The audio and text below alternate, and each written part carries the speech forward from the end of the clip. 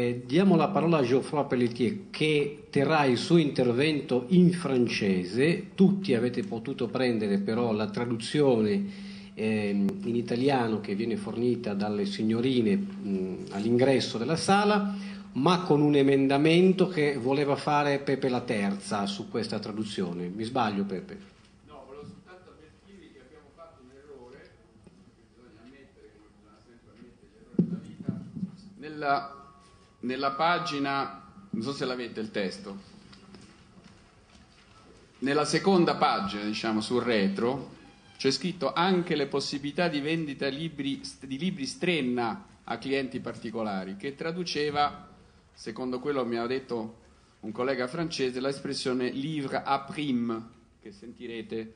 Quelli non sono i libri Strenna, e quindi è sbagliato anche riferente alle banche, ma sono quelle condizioni che adesso forse qualche librario ci dirà, quelle condizioni che si fanno per cui si prendono 3 libri e se ne pagano 2, diciamo, no? In cui un terzo è regalato come supermercato. Sì, quelle promozioni adesso che appunto nel francese si chiamano primi, quelle sono le promozioni di cui si parla in quel passo. Mi sembrava opportuno dirlo perché, essendo poi voi tutte persone competenti, abbiamo pensato che era meglio, piuttosto che fare la traduzione consecutiva, che era lunga, darvi a tutto il testo e poi Pelletier non leggerà il testo ma ne farà una sintesi.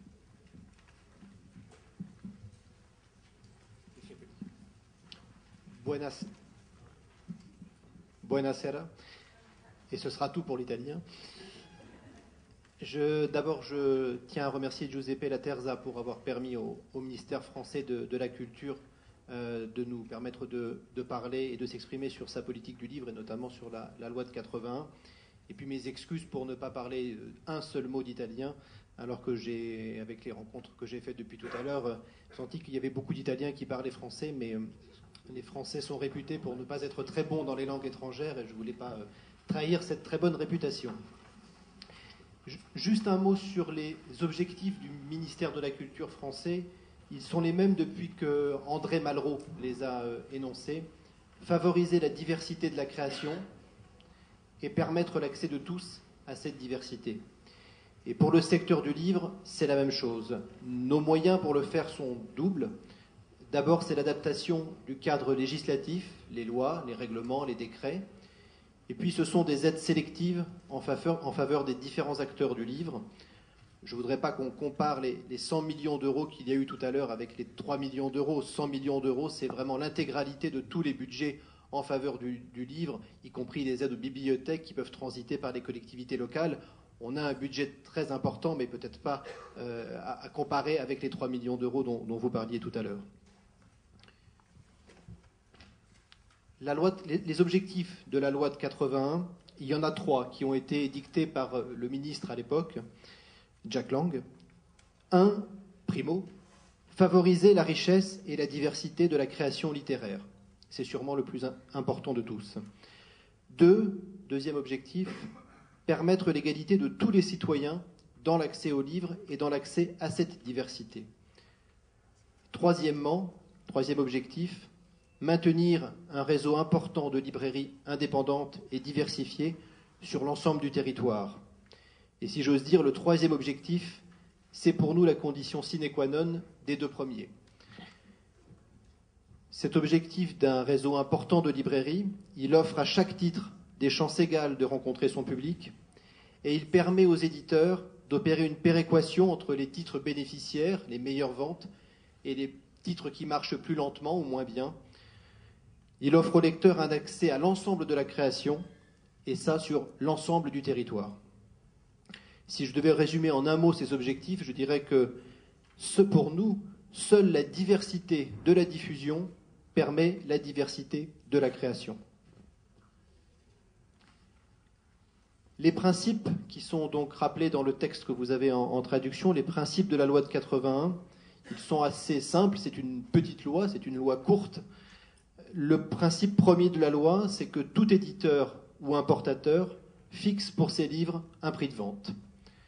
Ce prix doit être indiqué sur le livre, c'est extrêmement important, et il s'impose à tous les détaillants, quels qu'ils soient, libraires, grandes surfaces, éditeurs qui font de la vente en direct, tous les détaillants sont tenus de respecter ce prix.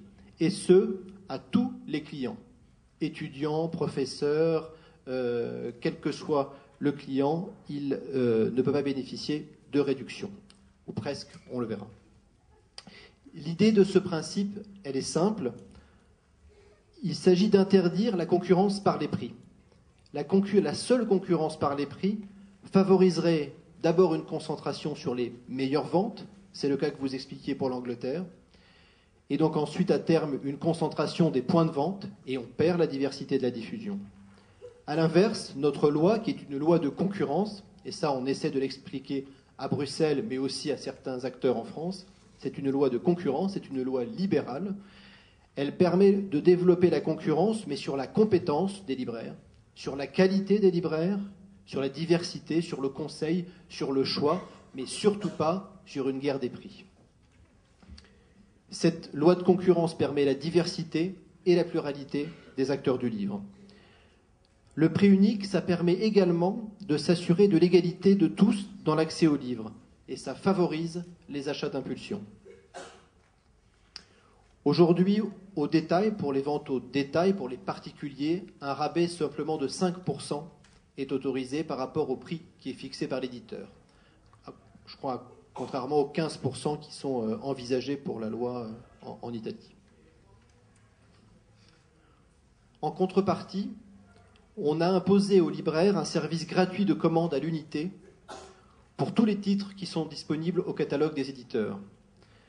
De ce fait, ça veut dire qu'il n'y a pas de différence entre des sites de vente en ligne comme Amazon, comme d'autres, et les libraires de tout le réseau de librairies. Tous les titres sont virtuellement disponibles dans tous les lieux. Ça, c'est une obligation qui est faite à tous les détaillants. Depuis 2003, le Parlement a voté un renforcement de la loi de 1981. Et aujourd'hui, les rabais qui peuvent être octroyés aux collectivités, notamment pour les achats de bibliothèques, qui auparavant étaient libres, sont aujourd'hui plafonnés à 9% du prix public fixé par l'éditeur. C'est-à-dire que vous avez 5% pour les particuliers et 9% pour les bibliothèques. Et pas d'autres exceptions que ces deux-là.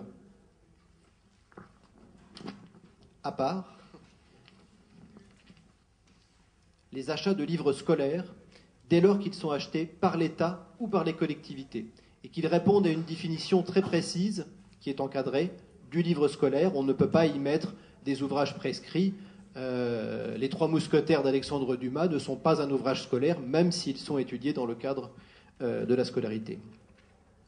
Ça n'empêche pas la pratique des soldes. La loi de 81 n'empêche pas la pratique des soldes. Elle est autorisée par la loi, mais cette possibilité est encadrée par deux conditions. Les ouvrages qui sont soldés doivent avoir plus de 2 ans, doivent être édités depuis plus de 2 ans, et ils doivent être en stock chez le détaillant, chez le libraire, depuis plus de 6 mois. Donc il y a deux conditions cumulatives. Les possibilités de vente à prime, je n'y reviens pas, puisque je crois que Giuseppe vous les a réexpliquées. Et l'ensemble de ces dispositions s'appuie sur une définition fiscale du livre, puisqu'il faut bien un champ d'application pour la loi. Définition fiscale du livre qui permet par ailleurs à ce dernier de bénéficier, mais je crois comme dans beaucoup d'autres pays, d'un taux de TVA réduit. En France, il est de 5,5%. Définition qui a évolué dans le temps, puisqu'aujourd'hui sont considérés comme des livres également les partitions de musique, les cartes géographiques et même les albums à colorier, ce qui n'est pas sans nous poser quelques problèmes. J'en viens au bilan de la loi, puisque à l'occasion d'un récent débat parlementaire, le ministre de la Culture et de la Communication a confié à Hervé Guémard, qui est un député de la Savoie, la Savoie doit être par là ou pas par là, un travail d'évaluation qui n'avait jamais été fait sur la loi de 1981 et une comparaison avec 24 pays, pour certains d'entre eux qui ont des lois et pour certains qui sont sur un système de prix libre.